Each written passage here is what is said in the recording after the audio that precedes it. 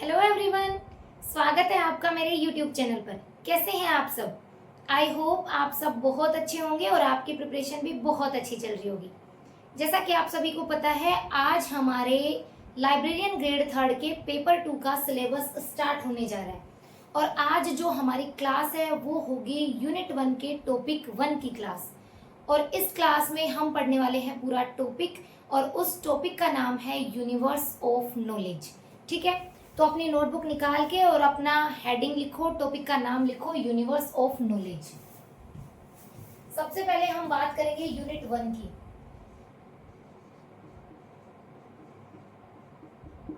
और इस यूनिट 1 में सबसे पहले जो टॉपिक है उसका नाम है यूनिवर्स ऑफ नॉलेज।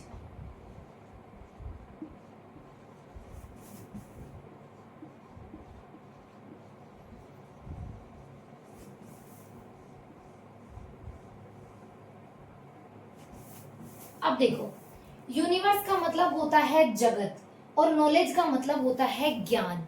हम पढ़ने वाले हैं ज्ञान जगत। ज्ञान जगत का मतलब हो गया कि हमारे पास संपूर्ण संसार का ज्ञान, उसकी कैसी संरचना है, या फिर ज्ञान जगत। इसका हिंदी में मीनिंग होगा ज्ञान जगत। ठीक है, ज्ञान जगत। हम इसके लिए लिख सकते हैं यूनिवर्स ऑफ नॉलेज के लिए ज्ञान जगत, या फिर ज्ञान जगत का मतलब होता है कि संपूर्ण संसार में, पूरे ब्रह्मांड में जितना भी ज्ञान है उसकी संरचना कैसी है, उसका स्वरूप कैसा है। यानी कि संपूर्ण संसार के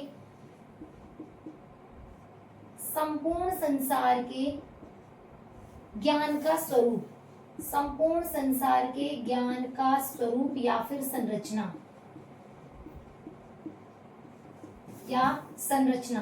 ये क्या कहलाता है? ये कहलाता है universe of knowledge.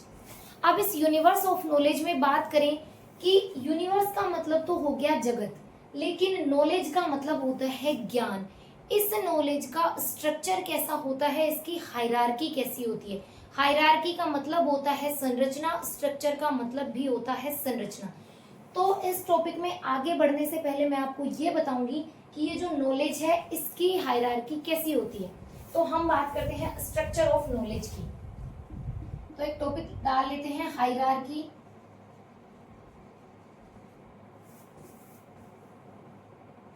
Of knowledge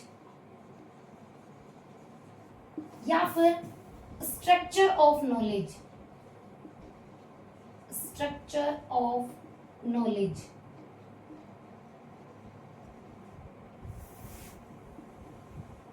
ये जो हायरार्की है और स्ट्रक्चर है, इसमें सबसे पहले होता है यूनिवर्स ऑफ नॉलेज।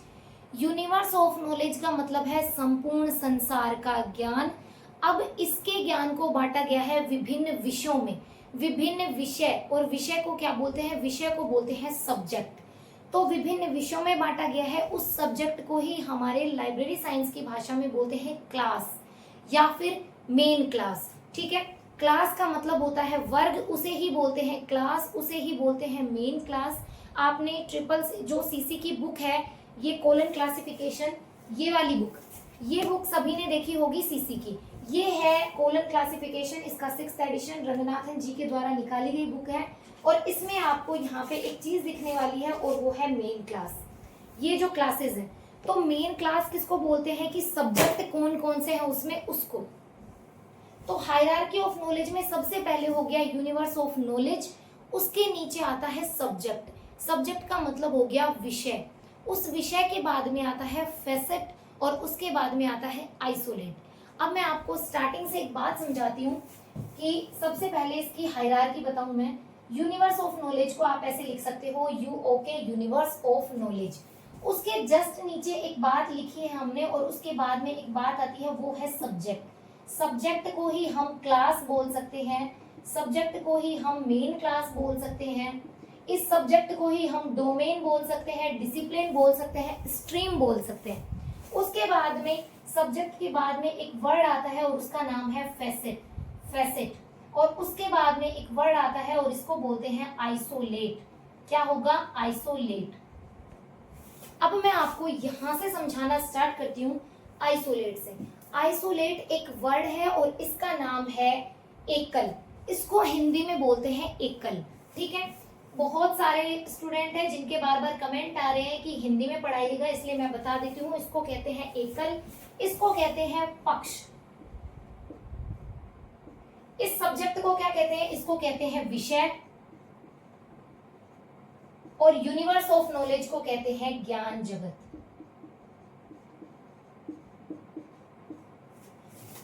अब ये जो आइसोलेट है, एकल है, वो क्या होता है? आइसोलेट का मतलब होता है a single idea. A single idea, single idea का मतलब हो गया एक विचार, एक एकल, एकल यानी कि एक और विचार। हमारे दिमाग में कोई भी चीज आ रही है, अभी के टाइम पे मैंने ये देखा मार्कर, ये मार्कर मुझे दिखा, ये सिंगल मार्कर है, ये हो गया आइसोलेट। ठीक है, ये मार्कर अभी के लिए क्या है? आइसोलेट। इस आइसोलेट का ही जब बहुत सारे एकल मिल जाएंगे तब बनेगा पक्ष, यानी कि फेसेट। यानी कि इसके जैसे ही बहुत सारे जो आइसोलेट है, ये जो बहुत सारे मार्कर हैं, ये मिलके बना दिया एक पक्ष, एक बड़ा मार्कर बना दिया, या फिर इसका एक बड़ा रूप बना दिया इन्होंने, वो हो गया पक्ष। जैसे कि मैं आपको समझाऊं, और फिर बहुत सारे पक्ष मिलके बनाते हैं एक विषय, और विषय बहुत सारे विषय मिलके बनाते हैं यूनिवर्स ऑफ नॉलेज, यानी कि ज्ञान जगत। एकल से एक बात समझाती हूँ। हमारे पास में एक यूनिवर्स ऑफ नॉलेज है, हमारे पास में इसका एक एग्जाम्पल देते हैं और एग्जाम्पल लिखते हैं यहाँ पे। ठीक है, हमारे पास है यूनिवर्स ऑफ नॉलेज। इस यूनिवर्स ऑफ नॉलेज में बहुत सारे विषय हैं, जैसे कि science, biology, geography, history, art and culture, library science, भूगोल, बहुत सारे अलग अलग विषय हैं हमारे पास। ठीक है, और यहाँ पे यूनिवर्स ऑफ नॉलेज में मैं एक विषय लेती हूँ और उस विषय का नाम है मेरे पास में साइंस। ठीक है, इस विषय का नाम है साइंस। ये यूनिवर्स ऑफ नॉलेज में जो साइंस लिखा है मैंने, वो साइंस है हमारे पास में सब्जेक्ट। अब इस साइंस को और नीचे तोड़ा जाए तो इस साइंस को मैं तोड़ देती हूँ बायोलॉजी में। ठीक है, बायोलॉजी में, और ये जो बायोलॉजी है इसके भी आगे टुकड़े किए जाएं तो इस टुकड़े को तोड़ देते हैं बायोलॉजी को बॉटनी में। ये जो बॉटनी है हमारे पास में अभी के टाइम पे, ये बॉटनी है हमारे पास में एक आइसोलेट। अगर हम यहाँ पे साइंस ना लेके डायरेक्ट बायोलॉजी ले लें तो यूनिवर्स ऑफ नॉलेज में एक सब्जेक्ट है हमारे पास में बायोलॉजी। इस बायोलॉजी को तोड़ा है हमने एक विषय में जो है बॉटनी, और बॉटनी के आगे फर्दर टुकड़े करके हमने इसको तोड़ा है फ्लावरिंग प्लांट में। फ्लावरिंग प्लांट, फ्लावरिंग प्लांट का मतलब हो गया फूल वाले पौधे।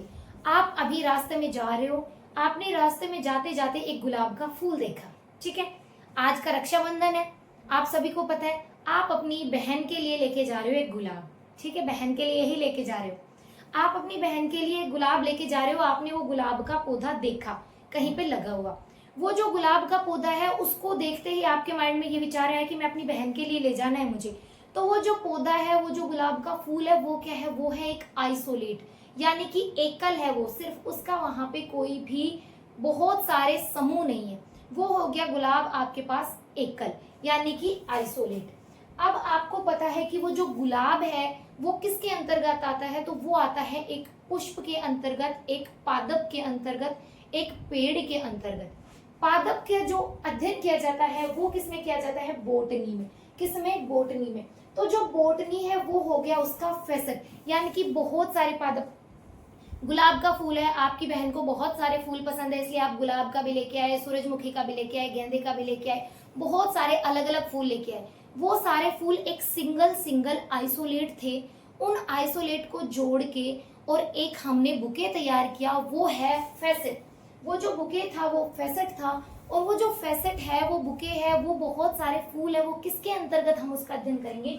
बॉटनी के अंतर्गत। जो बॉटनी है इसको बोलते हैं पादप विज्ञान, और जो बॉटनी है वो किसके अंतर्गत आता है? बायोलॉजी के अंतर्गत। तो जो बॉटनी है वो क्या हो गया? वो हो गया बहुत सारे आइसोलेट का समूह, यानी कि फेसेट। फेसेट का जो समूह है वो मिलाकर बनाता है विषय, यानी सब्जेक्ट, और उसने मिला के एक विषय बनाया, और वो विषय बन गया हमारे पास में बायोलॉजी। ठीक है, उस विषय के बाद में जो बायोलॉजी बना वो बायोलॉजी हमारे पास क्या है, यूनिवर्स ऑफ नॉलेज का एक सब्जेक्ट है। ठीक है, तो हम बात कर रहे हैं यहाँ पे, अभी मैंने आपको एग्जांपल ऐसे दिया कि यूनिवर्स ऑफ नॉलेज में एक विषय है साइंस, तो हम ऐसे भी बोल सकते हैं कि यहाँ पे साइंस है, यहाँ पे बायोलॉजी और यहाँ पे बॉटनी।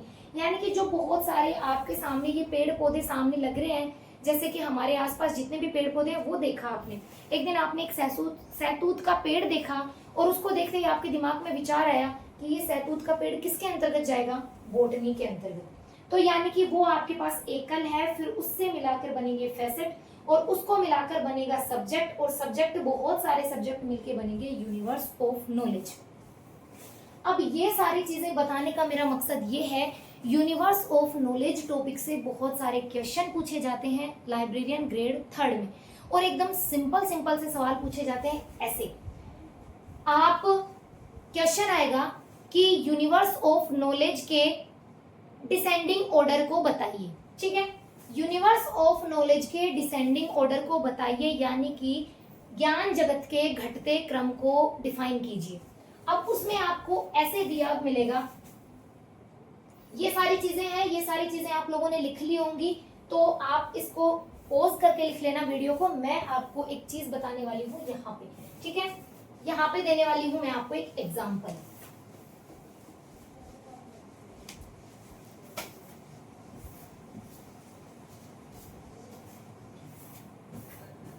उन्होंने आरएसएसबी ने एक क्वेश्चन पूछा, और वो क्वेश्चन है descending order of universe of knowledge. ठीक है, उसके बाद में उन्होंने ऑप्शन दिया A, universe of knowledge, subject, isolate, facet. उसके बाद में बी ऑप्शन दिया, subject, universe of knowledge, isolate, facet. Option number C, facet, isolate, subject और यूनिवर्स ऑफ नॉलेज। और ऑप्शन नंबर डी में उन्होंने दिया universe of knowledge, subject, facet और आइसोलेट। अब इस क्वेश्चन को देखने के बाद में आपको समझ आया होगा कि मैंने इतनी सारी बातें आपको क्यों बताई। ये क्वेश्चन है, इसको हिंदी माध्यम वाले विद्यार्थियों के लिए बता दूं कि इस क्वेश्चन का कहना है कि ज्ञान जगत को घटते क्रम में बताइए। ठीक है, वहां पे आपको ऐसे ही लिखा मिलेगा, ज्ञान जगत, विषय, एकल, पक्ष। ठीक, अब हम बता रहे हैं इसमें descending order of universe of knowledge. अब आपको अगर याद है चीजें कि यूनिवर्स ऑफ नॉलेज में सबसे पहले यूनिवर्स ऑफ नॉलेज आएगा, उसके बाद में सब्जेक्ट आएगा, उसके बाद में फैसेट आएगा और उसके बाद में आएगा आइसोलेट। तो हम यहाँ से देखेंगे यूनिवर्स ऑफ नॉलेज के बाद में सब्जेक्ट है, ठीक है, लेकिन उसके बाद में इन्होंने आइसोलेट दे दिया, यानी कि ये गलत है, ये हो गया रॉन्ग। सब्जेक्ट है तो ये तो वैसे ही गलत है। चीजें ऐसे ही एग्जाम में बहुत कम समय में बहुत सारे क्वेश्चन अटेम्प्ट ऐसे ही किए जाते हैं। उसके बाद में फैसेट, फिर उसके बाद में लास्ट में यूनिवर्स ऑफ नॉलेज, ये तो वैसे ही गलत है। Universe of knowledge, subject, facet और आइसोलेट, ये हो जाएगा हमारे पास में राइट। अगर इस क्वेश्चन को उल्टा करके दे देता, आइसोलेट, फैसेट, सब्जेक्ट और यूनिवर्स ऑफ नॉलेज, तो भी ये ठीक होता, क्योंकि उन्होंने सिर्फ अपने निशान चेंज किए हैं। ठीक है, अब समझ में आया कि मैंने ये सारी चीजें क्यों बताई हैं। आइसोलेट का मतलब क्या होता है, फैसेट क्या होता है, सब्जेक्ट क्या होता है और सब्जेक्ट यूनिवर्स क्या होता है। अब चलते हैं आगे। ये था क्वेश्चन जिसको आपको लिखना नहीं है, सिर्फ समझना है। अब वो जो पीछे की बातें थी, हायरार्की थी यूनिवर्स ऑफ नॉलेज की, वो समझाई है मैंने। अब हम बात कर रहे हैं यहाँ पे, और वो बात है यूनिवर्स ऑफ नॉलेज की। यूनिवर्स ऑफ नॉलेज का मतलब है ज्ञान जगत या संपूर्ण संसार के ज्ञान का स्वरूप या फिर संरचना। इसमें बहुत सारी चीजें होती हैं और इसमें चीजें क्या होती है यूनिवर्स ऑफ नॉलेज में, यूनिवर्स ऑफ नॉलेज में होता है सब्जेक्ट, जिस सब्जेक्ट को हम बोल सकते हैं स्ट्रीम। क्या बोल सकते हैं? स्ट्रीम। जैसे आपने 11वीं 12वीं में जब कोई विषय लिया होगा तो आपको क्या बोला गया होगा कि आप कौन सा स्ट्रीम लेना चाहते हो, यानी कि आप मैथ लेना चाहते हो, बायोलॉजी लेना चाहते हो, आर्ट्स लेना चाहते हो। इसका मतलब कौन सा स्ट्रीम, तो स्ट्रीम का मतलब भी क्या होता है? सब्जेक्ट। उसके बाद में इसको बोल सकते हैं डोमेन। डोमेन क्यों बोलते हैं? आप जब एनवीएस केवीएस का पेपर दोगे ना तो वहां पे एक होगा जनरल पेपर, तो उसका नाम लिखा आएगा जनरल पेपर, और जो दूसरा पेपर 2 होगा वो होगा डोमेन। डोमेन का मतलब होता है सब्जेक्ट, यानी कि आपका विषय कौन सा है, और विषय कौन सा है? Library science. तो सब्जेक्ट को ही हम क्या बोल सकते हैं? डोमेन। इसको ही बोल सकते हैं डिसिप्लिन। डिसिप्लिन ऐसे बहुत बार पूछा जाएगा कि आप कौन से डिसिप्लिन से बिलोंग करते हो, कौन से डिसिप्लिन से हो, यानी कि आप कौन से सब्जेक्ट से हो, आपके पास में कौन सा विषय है। और इस डिसिप्लिन को ही हम बोल सकते हैं group of facet. Group of facet. Group of facet का मतलब हो गया पक्षों का समूह। अभी मैंने थोड़ी देर पहले एक बात बोली थी कि एकल का समूह पक्ष कहलाता है, पक्षों का समूह विषय कहलाता है, और हम बात किसकी कर रहे हैं? विषय की। तो वो क्या हो गया? ग्रुप ऑफ फैसेट यानी पक्षों का समूह। तो ये हो गया यूनिवर्स ऑफ नॉलेज में ये सारी चीजें। अब हम बात करने वाले हैं यूनिवर्स ऑफ नॉलेज का स्टार्टिंग कैसे होता है। एक नाम सुना होगा आपने, SR रंगनाथन, जिसे बोलते हैं father of library science in India. Father of library science SR Ranganathan ji. SR Ranganathan ji का इतना बड़ा योगदान है हमारे इंडिया में लाइब्रेरी साइंस के लिए कि हम जितना भी सिलेबस पढ़ने वाले हैं उसमें 80 to 90% जो वो है कंट्रीब्यूशन, वो है SR रंगनाथन जी का। तो SR रंगनाथन जी एक बुक लेकर आते हैं और उस बुक का नाम है प्रोलोगमिना टू लाइब्रेरी क्लासिफिकेशन, जिसका पहला एडिशन आता है 1937 में। ठीक है, पहला संस्करण आता है 1937 में, और दूसरा आता है 1957 में, तीसरा आता है 1967 में। प्रोलोगमिना टू लाइब्रेरी क्लासिफिकेशन का जब पहला एडिशन आया था उसमें इन्होंने यूनिवर्स ऑफ नॉलेज की बात की थी। तो क्वेश्चन अगर हमारे पास ऐसे आए कि यूनिवर्स ऑफ नॉलेज की बात सबसे पहले किसने की थी, तो SR रंगनाथन जी ने।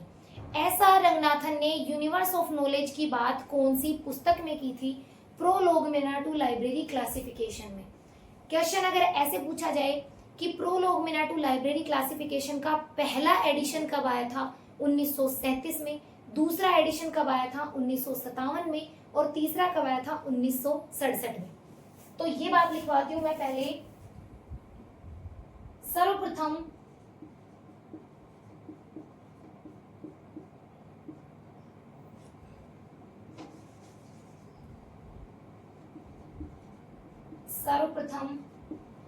SR रंगनाथन जी ने, SR रंगनाथन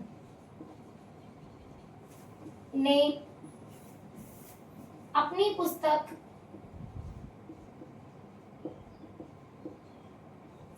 बहुत कम होंगे स्टूडेंट जो इंग्लिश मीडियम के होंगे, सारे स्टूडेंट ऑलमोस्ट हिंदी मीडियम के हैं, इसलिए मैं सारी चीजें ऑलमोस्ट इंग्लिश में ही समझाती हूँ, और लिखने में एक बार ही लिखेंगे, डबल बार मेहनत नहीं करेंगे क्योंकि क्लास का टाइम बहुत ज्यादा हो जाता है। ठीक है, सर्वप्रथम SR रंगनाथन ने अपनी पुस्तक प्रोलोगमिना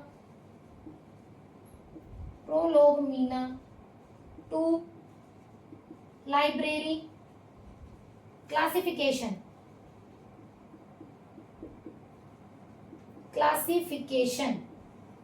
और इसके कोष्टक में लिखना एडिशन फर्स्ट 1937, एडिशन सेकंड 1957 और एडिशन थर्ड 1967। ठीक है, और prolegomena to library classification edition first 1937 में यूनिवर्स ऑफ नॉलेज की बात की। यूनिवर्स ऑफ नॉलेज की बात की।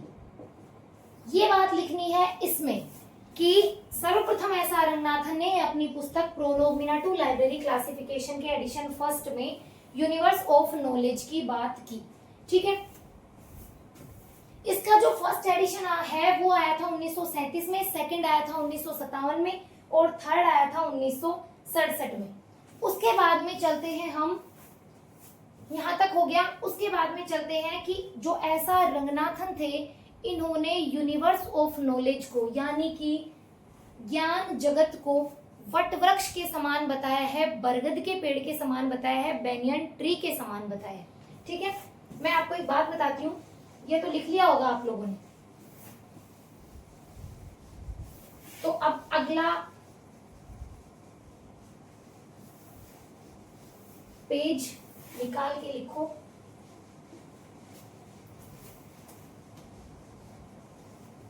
देखो, बहुत सारे पेड़ होते हैं, आपने देखा होगा, ये कोई पेड़ है, इसका सिर्फ एक ही तना है और इसके ऐसे ये पत्तियां हैं। ठीक है, बहुत सारी पत्तियां निकली हुई है, इसमें बहुत सारी शाखाएं निकली हुई है। नॉर्मल पेड़ होता है ऐसा, जिसका एक ही तना होता है। ठीक है भाई, मेरी जो डायग्राम है ना वो बहुत खराब है। मेरे पास बायोलॉजी थी बट मुझे डायग्राम बहुत अच्छे नहीं आते। ये है एक तना, इसकी बहुत सारी शाखाएं निकली हुई हैं और ये है हमारे पास में पेड़। अब आपने बरगद का पेड़ देखा होगा, बरगद का पेड़ कैसा होता है? बरगद का पेड़ है ना, उसमें बहुत सारे तने होते हैं, ऐसे बहुत सारे तने होंगे, वो सारे तने इकट्ठे हुए रहेंगे और फिर उसके बाद में उन तनों से निकली होंगी शाखाएं। ठीक है, बहुत ही भारी भरकम पेड़ होता है बरगद का पेड़। मैं ये बात बोलना चाहती हूँ कि वट वृक्ष को देख के, बरगद के पेड़ को देख के उनके दिमाग में यूनिवर्स ऑफ नॉलेज कैसे आया? उन्होंने देखा कि यूनिवर्स ऑफ नॉलेज है, उसमें बहुत सारे विषय हैं और बहुत सारे विषय आगे चल के बहुत सारे अपने अपने टुकड़ों में बटे हुए हैं। तो बरगद का पेड़ एक बेस्ट एग्जाम्पल हो सकता है यूनिवर्स ऑफ नॉलेज के लिए, ज्ञान जगत के लिए। इसलिए उन्होंने, एस आर रंगनाथन ने यूनिवर्स ऑफ नॉलेज को बेनियन ट्री का मतलब होता है बरगद का पेड़, इसको हम बेनियन ट्री बोल सकते हैं, बरगद का पेड़ बोल सकते हैं, वट वृक्ष बोल सकते हैं। इसकी संज्ञा दी किसको? यूनिवर्स ऑफ नॉलेज को। ठीक है, तो ये वाली लाइन लिखेंगे, एस आर रंगनाथन ने अपनी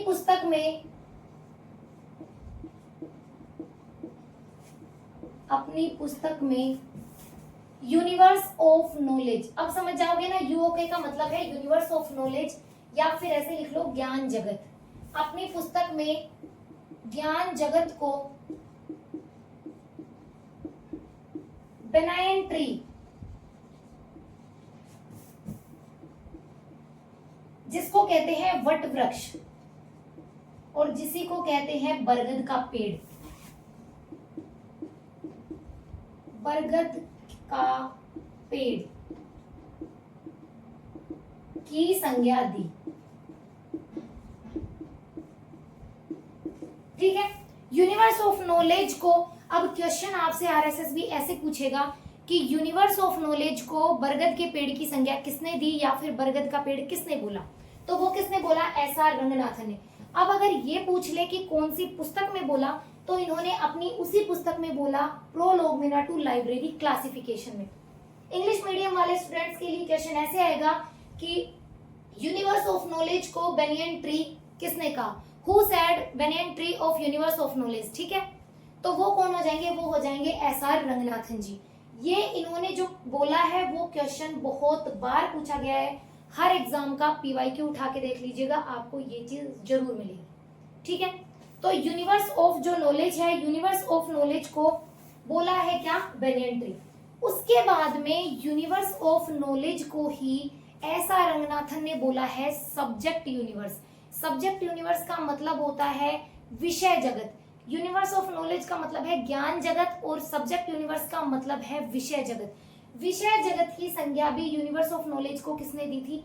एस आर रंगनाथन ने। ठीक है, तो आगे की बात करते हैं। एस आर रंगनाथन ने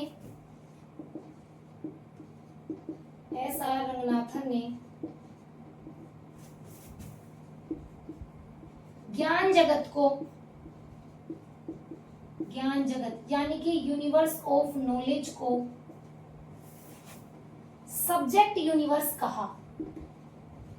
सब्जेक्ट यूनिवर्स, और सब्जेक्ट यूनिवर्स का मतलब है विषय जगत। विषय जगत कहा।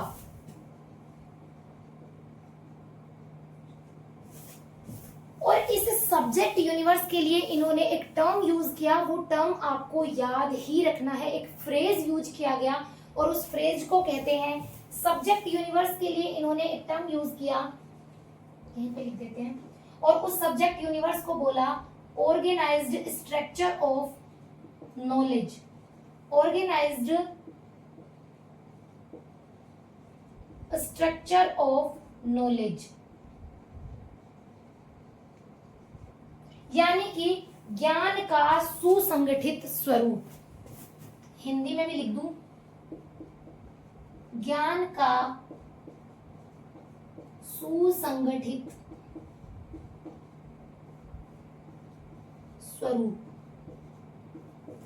ज्ञान का सुसंगठित स्वरूप यानी कि एक ऑर्गेनाइज्ड मैनर में, संगठित मैनर में ज्ञान को संगठित करना, वो कहलाता है विषय जगत यानी कि सब्जेक्ट यूनिवर्स। अब क्वेश्चन ऐसे आए कि सब्जेक्ट यूनिवर्स, सबसे पहले सब्जेक्ट यूनिवर्स की बात किसने की? एस.आर. रंगनाथन ने। सबसे पहले यूनिवर्स ऑफ नॉलेज की बात किसने की? एस.आर. रंगनाथन ने। किसमें की? प्रोलोगमिना टू लाइब्रेरी क्लासिफिकेशन में। इसका पहला एडिशन 1937 में आया था, दूसरा 1957 में आया था और तीसरा आया था 1967 में। ठीक है, ये बातें हैं यूनिवर्स ऑफ नॉलेज के लिए। अब उसके बाद में आपको एक क्वेश्चन बताती हूँ। आजकल बहुत सारे क्वेश्चन ऐसे आ रहे हैं, कथन कारण वाले भी और सही गलत वाले भी। एस.आर. रंगनाथन ने ज्ञान जगत में ज्ञान को विषय जगत कहा है। एस.आर. रंगनाथन ने, क्वेश्चन सुना, एस.आर. रंगनाथन ने यूनिवर्स ऑफ नॉलेज को सब्जेक्ट यूनिवर्स कहा है। ठीक है, option A. Option B, S R. Ranganathan की पुस्तक प्रोलोगमिना टू लाइब्रेरी क्लासिफिकेशन के 2 संस्करणों में 20 वर्ष का अंतर है। Option number 3, SR. रंगनाथन ने प्रोलोगमिना टू लाइब्रेरी क्लासिफिकेशन में यूनिवर्स ऑफ नॉलेज को वट वृक्ष की संज्ञा दी। उसके बाद में ऑप्शन ऐसे आएंगे, ऊपरी तीनों सही है, ए बी सी सही है, ए बी सही है, ए सी सही है, उपयुक्त में से सारे ही सही हैं। अब बताओ, ऐसे पूछे जाते हैं आजकल क्वेश्चन। ठीक है, तो ऐसे ही ये सारी चीजें हमें याद रखनी है। आप विश्वास कीजिएगा, मैं पहले भी बोल चुकी हूँ, मैंने पहले जब भी आर्ट एंड कल्चर पढ़ाया है स्टूडेंट्स को, एलडीसी के बैच में, लाइब्रेरियन के बैच में, मैंने सिर्फ एक ही बातें बोली हैं कि मुझे श्याम बाबा पर भरोसा है और आप मुझ पर भरोसा कीजिएगा। अगर आपको मुझ पे भरोसा है तो फिर बाहर कुछ नहीं, और अगर आपको मुझ पे भरोसा नहीं है तो चाहे मैं कितना ही जी जान लगा दूंगी तो भी आपको भरोसा नहीं होगा। ठीक है, तो क्वेश्चन ऐसे पूछे जाते हैं। उसके साथ में एक क्वेश्चन ऐसे भी आ सकते हैं कथन कारण वाले। एक क्वेश्चन है, आपने ये लिख लिया होगा, मैं आपको एक क्वेश्चन बताती हूँ।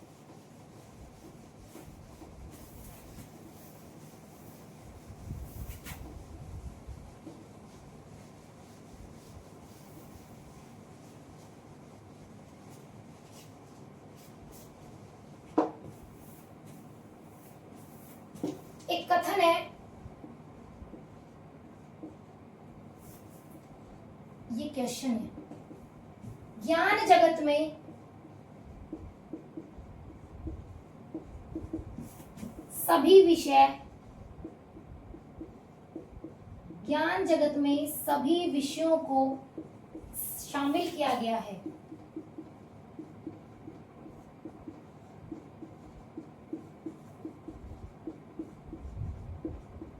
और इसका कारण है, एस.आर. रंगनाथन ने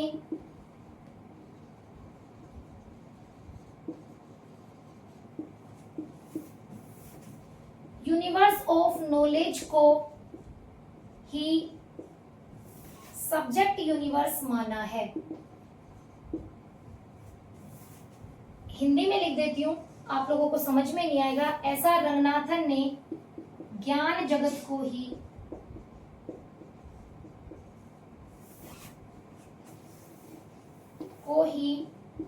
विषय जगत माना है।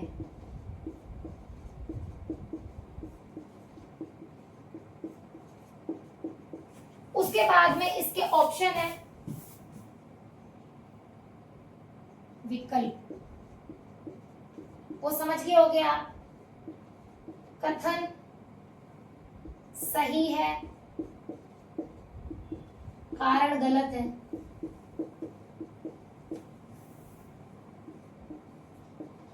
कथन गलत, कारण सही। तीसरा ऑप्शन है दोनों सही व व्याख्या सही। और चौथा ऑप्शन है दोनों सही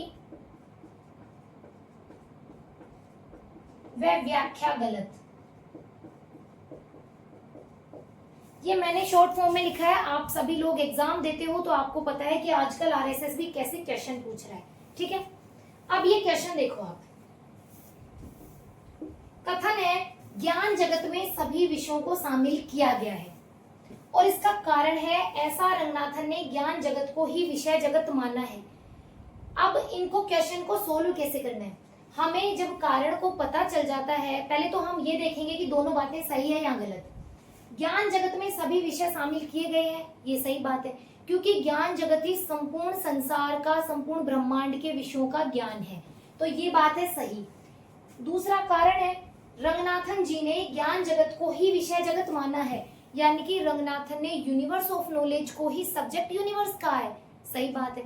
तो बातें तो दोनों सही है, तो ये कारण गलत, कारण सही, कथन गलत, ये तो बातें ही गलत है। उसके बाद में अब हम पकड़ेंगे कारण को। या तो आप ऐसे मानो, कथन पढ़ो ज्ञान जगत में सभी विषयों को शामिल किया गया है, क्योंकि जब कथन को पढ़ लो उसके बाद में कारण को सोल्व करने से पहले लगाओ क्योंकि, ठीक है। यूनिवर्स ऑफ नॉलेज में सभी सब्जेक्ट्स को शामिल किया गया है क्योंकि रंगनाथन ने यूनिवर्स ऑफ नॉलेज को ही सब्जेक्ट यूनिवर्स कहा है, सही बात है।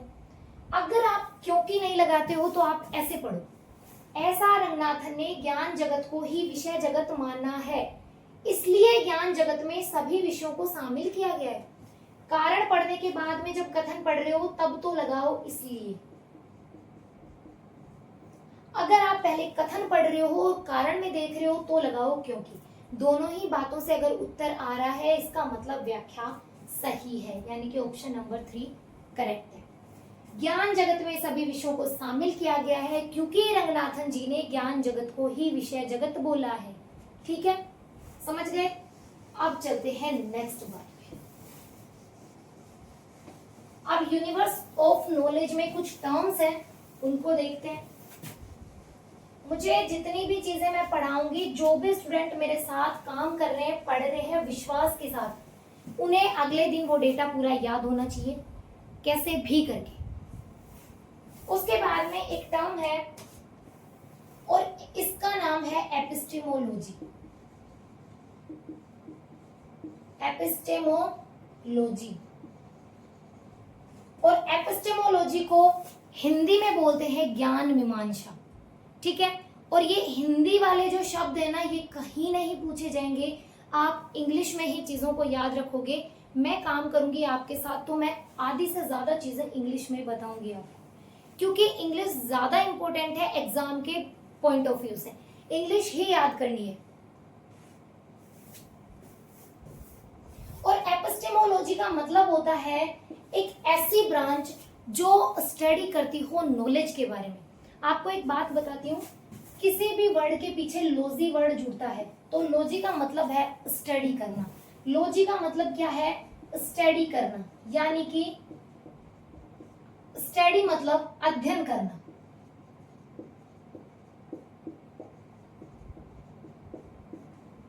ठीक है।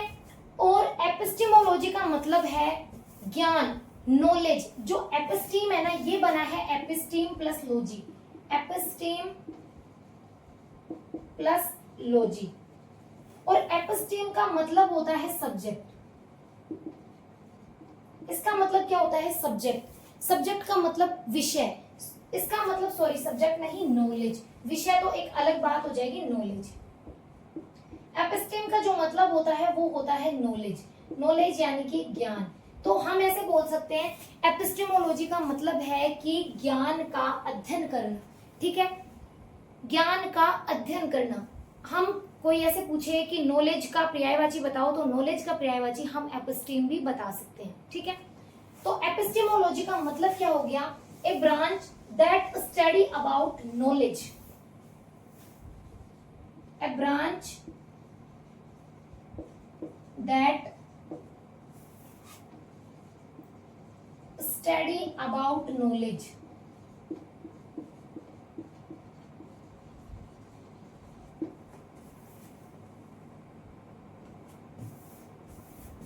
अब इसका हिंदी अर्थ हो गया, a branch that study about knowledge का मतलब है एक शाखा जो ज्ञान के बारे में अध्ययन करती है, यानी कि ज्ञान के बारे में बताती है। हिंदी में भी लिख लो, वह शाखा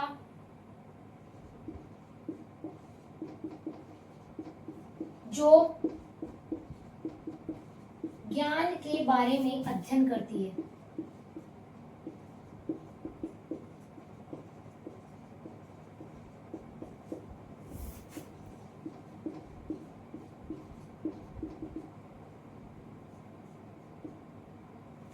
भाई मैंने है ना ये पूरा सब्जेक्ट इंग्लिश में पढ़ा है, इसलिए हिंदी में पढ़ा तो बाइलिंगुअली भी है, बहुत सारी चीजें बाइलिंगुअली भी पढ़ी हैं, बट मुझे इंग्लिश में बहुत ज्यादा कंफर्टेबल फील होता है, इसलिए मैं चीजें इंग्लिश में पढ़ाती हूँ।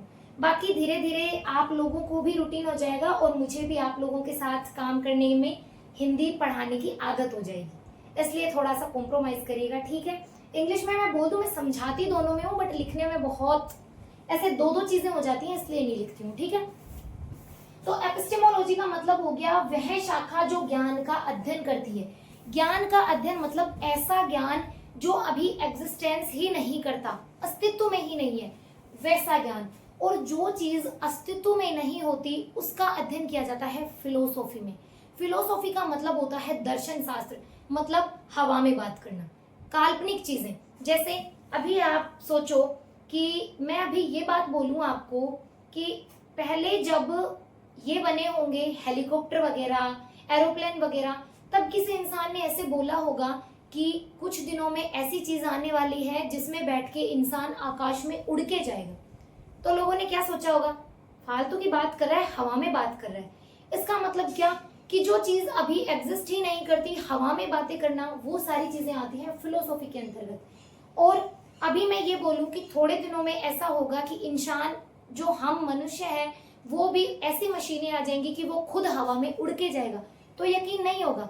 जब हमारे पास ये मोबाइल आए थे, अभी से कुछ साल पहले, जब वो छोटे वाले मोबाइल चला करते थे, तब ये मोबाइल नहीं आए थे, तब लोग क्या सोचते थे कि ऐसा भी टाइम आएगा जब हम खुद खड़े हैं और हम अपने सामने हमारे किसी भी परिचित का फेस देख सकेंगे, उससे वीडियो कॉल कर सकेंगे। तो लगता था कि फिलोसॉफी की बातें हैं। तो फिलोसॉफी का जो अध्ययन करता है ना, किसी इंसान के दिमाग में ऐसा आया होगा, तो वो जब आइडिया आया था वो है एपिस्टेमोलॉजी।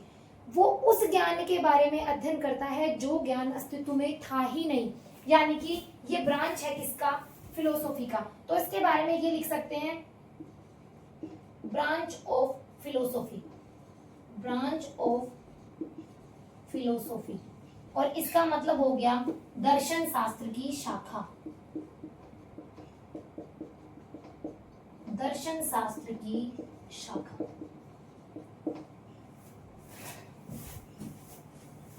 उसके बाद में इस एपिस्टेमोलॉजी के बाद में एक वर्ड आता है और उसका नाम है ओंटोलॉजी। ठीक है, ये जो क्वेश्चन है ना, ये ऐसे की ऐसे पूछा गया है लाइब्रेरियन ग्रेड 3 में, एपिस्टेमोलॉजी, और उसके आगे दे दिया गया फिर ऑप्शन में a branch that study about knowledge, a branch that study about existence of knowledge. तो आगे एक वर्ड आता है और उस वर्ड का नाम है ओंटोलॉजी, ओंटोलॉजी। और ओंटोलॉजी का मतलब है अध्ययन करना उस ज्ञान का अध्ययन करना जो अभी अस्तित्व में है, यानी कि study about existence of knowledge, a branch that study about existence of knowledge, यानी कि वह शाखा जो ज्ञान के अस्तित्व का अध्ययन करती है, वह शाखा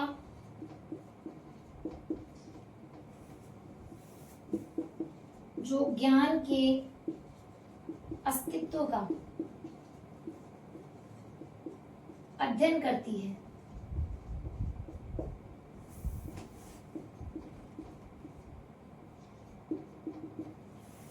वो शाखा जो अस्तित्व वाले ज्ञान का अध्ययन करती है। और अब आप एक बात बताइएगा, अगर कोई ज्ञान अस्तित्व में है तो हम उसका वर्गीकरण कर सकते हैं ना। जैसे कि मेरे पास लाइब्रेरी में बहुत सारी बुक्स रखी हुई हैं, तो उन बुक्स का मैं क्लासिफिकेशन कर सकती हूँ। क्लासिफिकेशन का मतलब है वर्गीकरण। और वर्गीकरण कैसे किया जाता है? वर्गीकरण का मतलब होता है एक ऐसी विशेषता का चयन करके जो विशेषता कम से कम 2 वर्ग बनाए। लाइब्रेरी को छोड़ो, मैं आपको एक बेसिक एग्जांपल देती हूँ। हमारे पास एक क्लास है, अभी मैं एक क्लास ले रही हूँ जिसमें एक साइड बॉयज बैठे हैं, एक साइड गर्ल्स बैठी हैं। तो हमारे पास वो नॉलेज है कि हम क्लास को जेंडर के आधार पे डिसाइड कर सकते हैं, डिवाइड कर सकते हैं। जेंडर का मतलब हो गया कि ये बॉयज हैं और ये गर्ल्स हैं, तो मैंने डिवाइड कर दिया बॉयज और गर्ल्स। इस नॉलेज का अस्तित्व है, तभी तो हमने इसको डिवाइड किया। डिवाइड का मतलब इसका वर्गीकरण किया कि ये लड़के हैं और ये लड़कियां हैं। ऐसा ज्ञान जो अस्तित्व में है, अगर उसका अध्ययन कोई शाखा कर रही है तो उसको कहते हैं ओंटोलॉजी।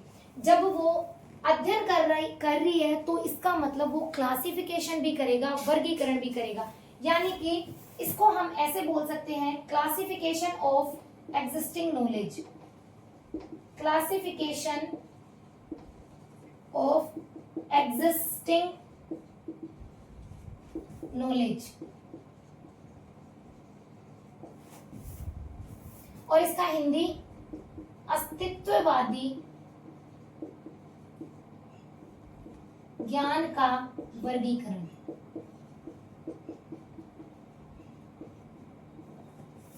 इसके साथ ही मैं आपको एक बात बताऊं, ओंटोलॉजी का क्वेश्चन कैसे आएगा। क्वेश्चन ऐसे आएगा, a branch that study about existence of knowledge, नीचे लिखा आएगा epistemology, ontology, web ontology, taxonomy. Question ऐसे आया, क्लासिफिकेशन ऑफ एग्जिस्टिंग नॉलेज, यानी कि अस्तित्ववादी ज्ञान का वर्गीकरण। अब आपको एक बात बताऊं, इंग्लिश में क्यों पढ़ना अच्छा है। इंग्लिश में जो लाइन है क्लासिफिकेशन ऑफ एग्जिस्टिंग नॉलेज, वो ऐसी कैसे मिलेगी, लेकिन इस अस्तित्ववादी ज्ञान को पता नहीं वो क्या क्या लिख के दे दे। इसलिए चीजें इंग्लिश में पढ़ना बेटर है। क्लासिफिकेशन जब हम कर रहे हैं एग्जिस्टिंग नॉलेज का, तो उस एग्जिस्टिंग नॉलेज जो अस्तित्व में हमारे पास ज्ञान है, उसको हम विभिन्न विषयों में बांट सकते हैं। यानी कि classification of different types of knowledge, ज्ञान के विभिन्न प्रकारों का वर्गीकरण। इसके एक बात ये भी याद रखना, ज्ञान के विभिन्न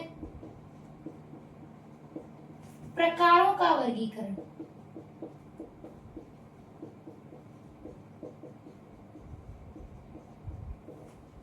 classification of different types of knowledge.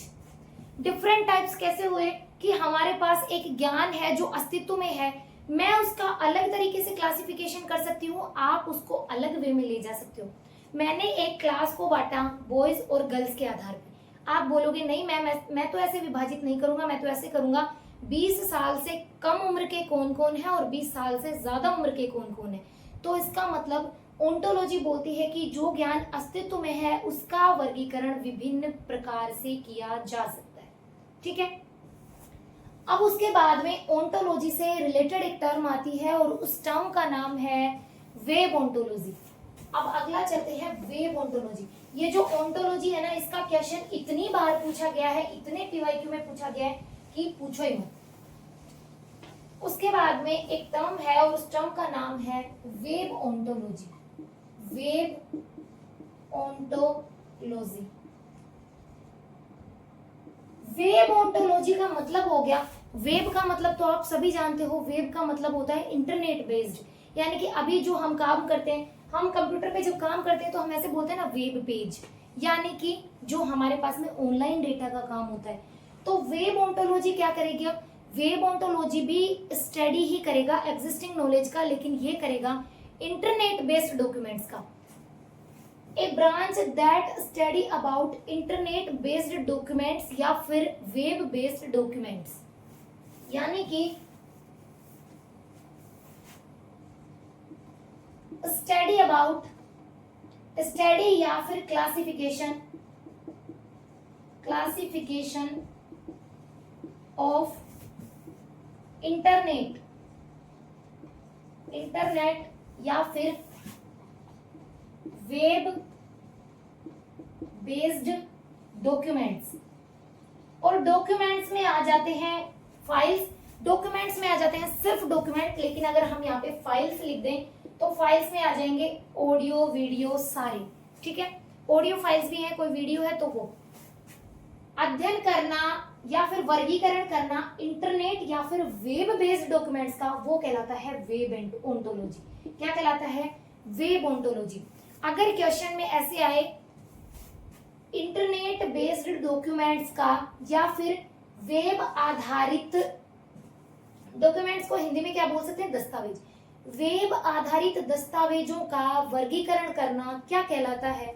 Option web ontology, option ontology, third epistemology और फोर टैक्सोनॉमी। तो क्या करके आओगे? Web ontology. लेकिन अगर क्वेश्चन ऐसे आ जाए कि इंटरनेट आधारित दस्तावेजों का वर्गीकरण क्या कहलाता है और उसमें ऑप्शन में वेब ओंटोलॉजी नहीं हो, तो क्या होगा? ओंटोलॉजी। क्या होगा? ओंटोलॉजी। ठीक है। अब एक अगला टर्म है और अगले टर्म का नाम है टैक्सोनॉमी। टैक्सोनॉमी। और ये जो टैक्सोनॉमी है, टैक्सोनॉमी का मतलब होता है वो शाखा जो अध्ययन करती है बॉटनी और जूलॉजी का, यानी कि एनिमल्स और प्लांट्स का। स्टडी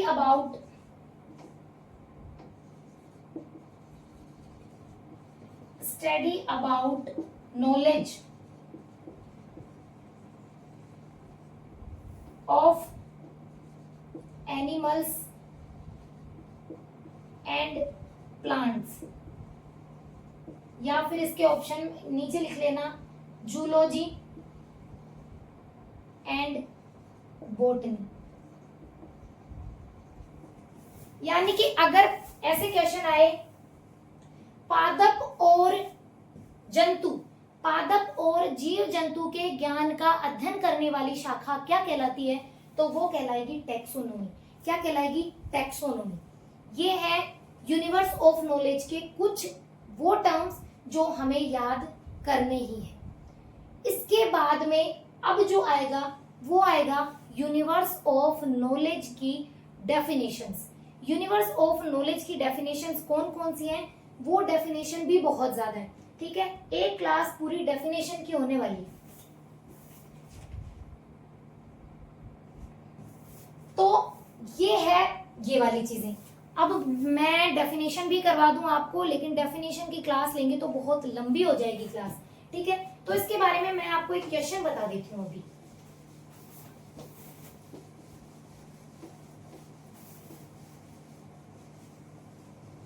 देखो, मैंने यहाँ पे क्वेश्चन दिया है आप लोगों को, और ये क्वेश्चन कल की जब क्लास है ना, ये पूरी क्लास लेने के बाद में आप इस क्वेश्चन का आंसर जरूर करोगे। जो भी स्टूडेंट ये क्लास लेगा ना, वो इस क्वेश्चन का आंसर जरूर करेगा, अगर आपको पढ़ने की थोड़ी सी भी नियत है तो, ठीक है। ये क्वेश्चन है आपका होमवर्क, जो आपको करना है कमेंट सेक्शन में reply.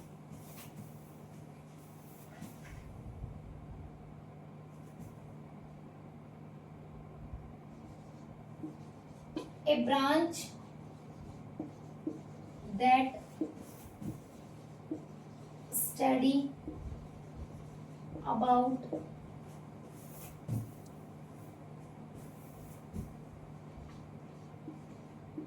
web based documents, that is, Hindi में इसको लिखूं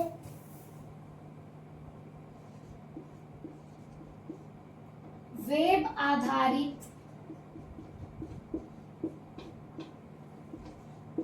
दस्तावेजों का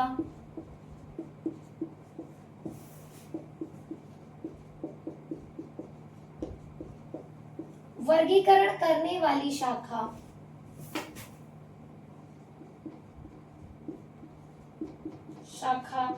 है। ऑप्शन है ओंटोलॉजी,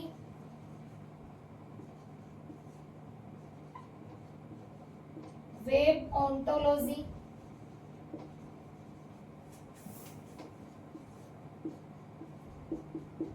टैक्सोनॉमी, एपिस्टेमोलॉजी।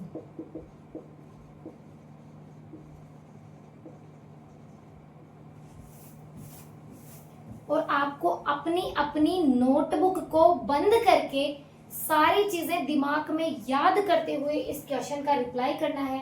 यही है होमवर्क। मैं समझ लूंगी कि आप मुझे सपोर्ट कर रहे हो, आप मेरे साथ काम कर रहे हो। इस क्वेश्चन का आंसर मुझे कमेंट सेक्शन में चाहिए ही चाहिए, ठीक है।